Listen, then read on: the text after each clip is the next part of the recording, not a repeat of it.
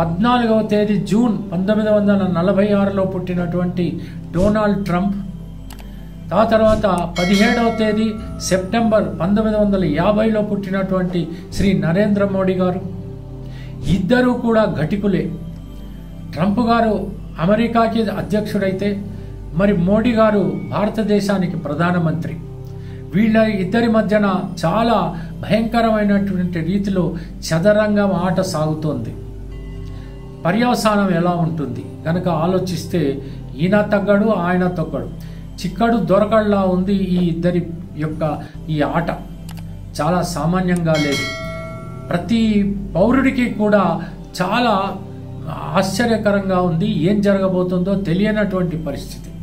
మరి ఏం జరుగుతుంది ఇలా ఆలోచిస్తే కనుక భారతదేశ చరిత్ర కానీ లేకపోతే ఈ యొక్క యునైటెడ్ స్టేట్స్ ఆఫ్ అమెరికా చరిత్ర కానీ తీసుకున్నట్టయితే మనకు అర్థమైనటువంటి విషయం ఏంటంటే భారతదేశ చరిత్రలో ప్రస్తుతం జరుగుతున్నటువంటి మహర్దశ ఏదైతే ఉందో కుజ మహర్దశ, ఇది మాత్రం యుద్ధానికి సన్నిద్ధమై ఉంటుంది ఎప్పుడూ కూడా.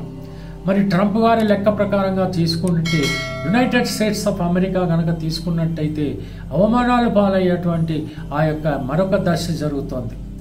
ఆ దశ చాలా ఘోరంగా ఉంటుంది అన్నటువంటి విషయం అర్థం చేసుకోవాలి.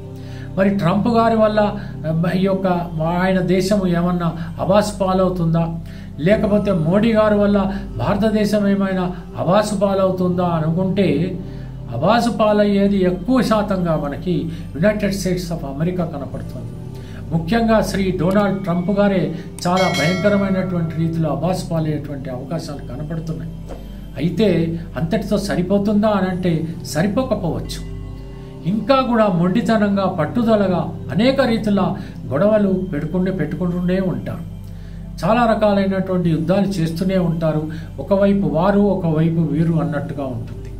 మరి ఈ రకంగా ఉన్నటువంటి పరిస్థితుల్లో మరి యునైటెడ్ స్టేట్స్లో కానీ భారతదేశంలో కానీ ప్రజలు ఎంతవరకు ప్రశాంతంగా ఉన్నారు అన్నటువంటి విషయం అతి ముఖ్యమైనటువంటి విషయం.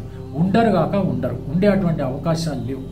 ఎప్పుడు చూసినా యుద్ధ వాతావరణం నెలకొన్న తర్వాత బిక్కుబెక్కుమంటూ ప్రజలు బ్రతుకుతారు తప్ప మరొక విధంగా ప్రశాంతంగా ఎలా బ్రతకగలుగుతారు? అది జరిగే పరిస్థితి లేనే లేదు. మధ్యలో మళ్ళీ పాకిస్తాన్ ఒకటి ఉంది, బంగ్లాదేశ్ మరొకటి ఉంది, మళ్ళీ కంట్లో నర్సులాగా మరి ఈ యొక్క ఏదైతే వెస్ట్ బెంగాల్ ఉందో ఇదొక పరిస్థితి క్రియేట్ చేస్తుంది. మరి అటు పంజాబ్ ఇంకొక రకంగా పరిస్థితి క్రియేట్ చేస్తుంది. ఇలా జరుగుతున్నటువంటి పరిస్థితుల్లో భారతదేశం అంతా కూడా చాలా రకాలుగా హింసాత్మకమైనటువంటి